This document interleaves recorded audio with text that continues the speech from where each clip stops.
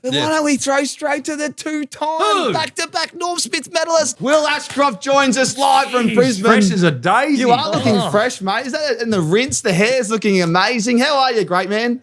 Yeah, very well. I did put a little rinse through it before the granny, so lucky it paid off and got a bit of airtime, so the hair's on show. It certainly pays off when the Norm Smith medalist committee are looking for best on ground, 32-1. Back-to-back Norms, elite company, one of three. What's it feel like to be amongst Andrew McLeod and the likes and Dustin Martin? One of three you are, and you're only 21 years old. And mind you did your ACL in your first year. So, how does it feel to be amongst the company? Yeah, it's pretty weird. Well, I've got that question a fair bit. But yeah, I still hasn't sunk in, to be honest. All the partying and everything that's been going on. I haven't had a chance to sort of sit back and actually have a think about it, to be honest. But yeah, when you mention those names and what they've been able to achieve across their careers, it's pretty unbelievable to already be discussed amongst those greats. I'll hit you with one serious one before we get to the sort of reptilian behaviour that we all want to get to the bottom of who's been best on, because that's what we're here for.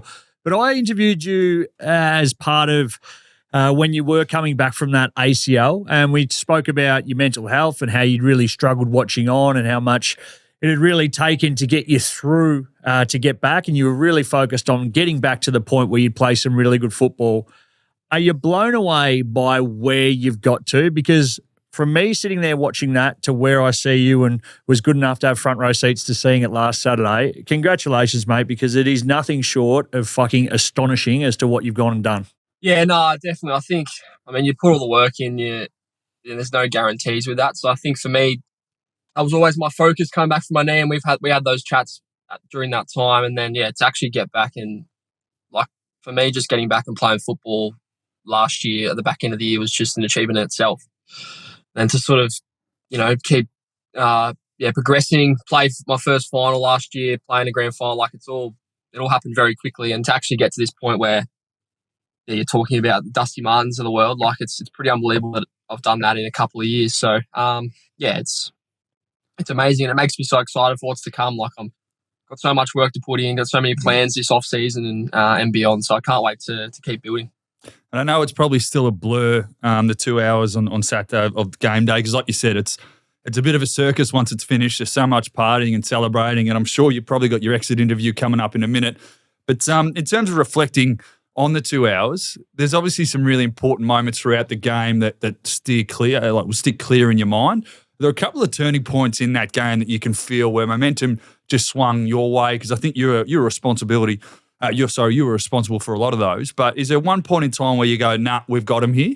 I think we got a little run on the back half or the end of the third there and got a few. That definitely, I think, lifted our confidence, and Lockie's goal was probably a significant moment in the game where Zorks and him combine. And I think that sort of was a bit of a spirit lifter and sort of got us going a little bit. And then once we got into the fourth, Charlie got the first pretty quickly, I think it was. And then I didn't think we had it at that point, but I thought, we're in a really good spot here to really make a charge and just try and pile them on a little bit and get a bit of a run on. And when we did that, it's the best feeling in the world when you're still running around out there, Geelong kicking goals, and you're just looking at the boys around you and smiling and enjoying it whilst they're kicking them. But no, the back end of that third quarter then, and the sort of propelled us into the fourth, I reckon. And what did Fague say at three-quarter time? Was there anything about just maintaining that momentum that you created or creating history, or was there something special that he mentioned?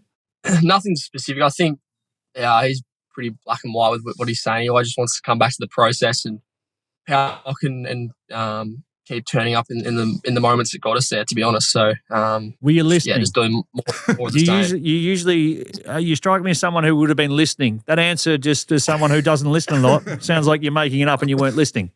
No, I was listening for sure. No, you use the same words. You just do as you're told. Do as you're told, and just use the same words over and over again, and it works. So we may as well keep doing it.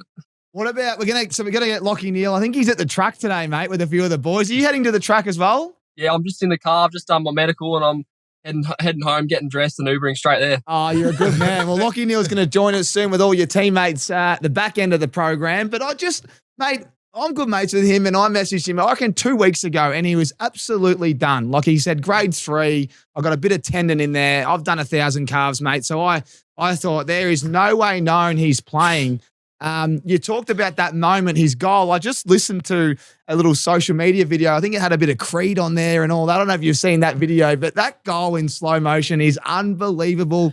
But his game and his prep, did you actually doubt his body getting up for the game? Nah, not at all. I see it firsthand every day, and the work that he put in from that, probably from when he did it, I think his attention turned very quickly to putting all the work in the background whilst we were still hopefully winning games to give himself all the best chance he could. He was in the hyperbaric chamber, I reckon, or something like that every day for hours on end. He put in so much work to get himself in a position, and he knew that his role might have been a bit limited, but he could still make a massive impact in that way. So, I didn't doubt it for a second, to be honest, and it's pretty amazing what he's been able to do. It was a piss take. 17-1 usually is most people's good day out on a grand final, let alone after half time with half a calf. Your brother. Yeah. Talk to us about that. Obviously, last year, carry him across the fence. He refused to touch the cup. This year, you share it with him. Yeah, it's amazing. I mean, we reflected on that on the field after the game, like to be in that position 1 year later so quickly. Like, there's so many things you have to overcome to get to that point. He played every game this year. He's done a power of work. He's been unbelievable. So to share that moment 1 year after that was pretty cool to see. And I can't wait to see what he's able to do in the next couple of years. Mate, I saw another clip. Chris Scott, what a gentleman he is, getting around all you boys, and he was looking for Levi. And I read a comment that Levi's godfather is Chris Scott. So I was wondering who your godfather is. That's a great question. I got no idea. I'll have to ask Dad or someone, but I'm not sure.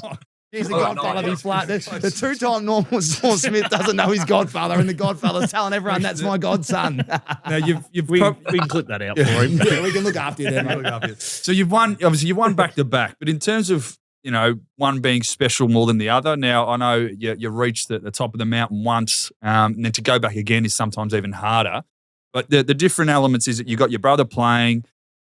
This is you put together a full seasons of work as well, probably playing at a higher level than you did the year before. But is there one that sticks out as more special than the other? Well, I think it's hard to go past this year. I think everything that we had to come up against as a team, there was so many, and it was the same. It was very similar last year, to be honest. Like both paths we sort of went on last year, in all sorts halfway through the season, finished outside the four. There's so many things we had to overcome, injuries. And then this year, obviously losing in the first week. I think, it's a testament to the resilience of our group. I think when you're probably the hunted this year after what happened last year, mindset shifts potentially. You can, guys can get a bit complacent. There's potential for that. So I think this year and overcoming that first finals loss to really have the belief, like even the semi-final, the Suns were pretty hot. They were ready to roll. To beat the Pies at the G and then to beat Geelong after losing to them in the qualifying. I think that sort of 3 week stretch is a testament to the whole footy club. Incredible effort there. Post grand final. Righto. Lift the lid. Who's been best on? I was actually fearing for the safety of Darcy Wilmot after I saw him breakdancing in your circle out on the ground. I think they had 110 at that stage. He's got plenty of energy, doesn't he? He's got plenty of energy at the best off the world. Maybe you just sort of calm down a little bit. Someone kicked the goal and just tackled him in the middle of the G. He literally speared his own teammate. How's it been? How's the celebrations been? The best part of it all, but how's it been and who's been leading the charge? Yeah, it's been really good fun. Yeah, I don't think Monty probably drinks the least, but he's got the most energy somehow, but he's unbelievable. But no, I think... Yeah, Cam Rayner, Jared Berry have gone pretty hard. Shadow Brain, first night, he was getting me going. He's been good. So, Monday, back to the Mad Monday, and that was really good to sort of enjoy it and have some good discussions with the boys. And then, we'll get going again today at the races, which will be fun. But, looking forward to a few more days of celebrating. And always on the Mad Mondays that I've had experience with, there's always a random drink that comes out. There's a drink of choice for a period of time. It was a real random drink that someone ordered and everyone jumped on the back of. I don't think. Everything was getting thrown around. Well, why don't you suggest... wait. Suggest your drink for the boys today, maybe at the races around race 6. Yeah, well, if you've got about to spend 10 grand, you can buy one of these. I love me gin. I'm a really big gin man. No, it's a Hendrick's gin, with a nice soda and then a bit of a cucumber just to really bring out the best of the gin. It's a really nice, Well, Lockie can sort of afford day it. 2, Lockie day can afford 3 it for action us. sort of drink as well. No, yeah, we'll get Lockie to sort it out. The heavier the price, the better, so he can sort it out for us. I like that. Well, send us a photo at the races when you're drinking Wolves special, the Hendrix Gin Soda with a bit of cucumber. Mate, quick question from me. You missed the granny against the Pies. You think you win that if you play? And do you win the Trick Norm? question. Don't answer it. Answer it. Don't answer Oh. it. Pies fans will kill I you. don't know. I'll let everyone else speak on that. I think Fags might have mentioned something like that in the Jesus. press conference. I was like, don't know about that. But nah, who knows? Hopefully we get to play him in a granny next year. And where are you going? Are you going away anywhere? Have you got any trips booked or? Vegas is gorgeous this time of year. Pittsburgh, Yeah, we you'd can't love to get to Pittsburgh, wouldn't you? They're flying 3-1. Yeah, I'm going to the States at some point. I haven't booked it yet, better get onto it. But yeah, I'll try and get to a Steelers game. Head over and play some golf and watch some NFL over there. Can't wait. I love it. Wait, what about your group? Just we know how good that. So back to back, incredible this year. Overcome all the adversity last year. Similar story, and then there's all these great players that are now linked to your club. So effectively, you're going to get better. Do you sit there and sort of make the piss out of each other on Mad Monday as to one whose spot might be up for grabs, but also, shit, boys, here we go. Dynasty becomes a real word that will be thrown around, and rightfully so, because you guys have so much young talent that's going to continue to get better with blokes being brought in. Yeah, definitely. I think, you definitely get excited. Like, even for me, thinking about the grand final, and then my attention just sort of shifted so quickly to next year. And obviously, I'll enjoy it, but I think just the excitement around young players who are going to get better, guys who are injured, I think have so much more to give and exciting to come back. And then obviously, different players who come through the draft and hopefully free agency as well. So, yeah, it's very exciting for the footy club, and we'll see what happens. I've got some quick ones for you, all right? So you and your brother and your whole family, you're just so elite. You're so young. So what's the best bit of advice you can pass on to the ausmericanaces listeners that maybe has been passed on by your family? I don't know. I've had a fair few, fair bit passed on in the time. I think, I don't know. For me, it's probably just the enjoyment factor. I think it's very easy to get caught up in how serious it all is and how much you got to train and do all that sort of stuff, which is obviously very important. But I think the enjoyment of the whole journey, I think that's what the Lions do so well since I got to the footy club. It's everything that we do it together and we enjoy it, enjoy every little bit of it. So I think that's probably the one thing that I've probably developed in that area a little bit better over the last couple of years. I was probably a bit serious when I first came in, so just enjoying everything as it comes. Put a footy in your hand. This kid never has a footy out of his hand. This is my great bugbear of the current day player. I was still enough. He still am go for walks with footy. You see him boot one out of midair, not a mistake. You see the goals he kicks, the handballs he gives. He has a fucking football in his hand because he's a footballer and that's his job. So if you want to be a footballer, kids, get a fucking football and put it in your fucking hands and put the foot on the ball because it's called football. Sorry, a bit wound up. It's the end of the year. That's amazing. You don't always need your hands though. Just off the ground works too. Perfect. Oh, yes. That's Top amazing. Right, two more from me. Right. Two more from You gotta me. get to the track. Go. Yeah, He's fucking No, hell. no, no, You missed send- the hey, quaddy send some- already. Send some Ready tips to through go. as well. Daisy's Yeah, been a actually, bit slow I'll give you lately. two. Where you going? If out of all clubs in the AFL, Mitchell and Ness have got this new rating system, right?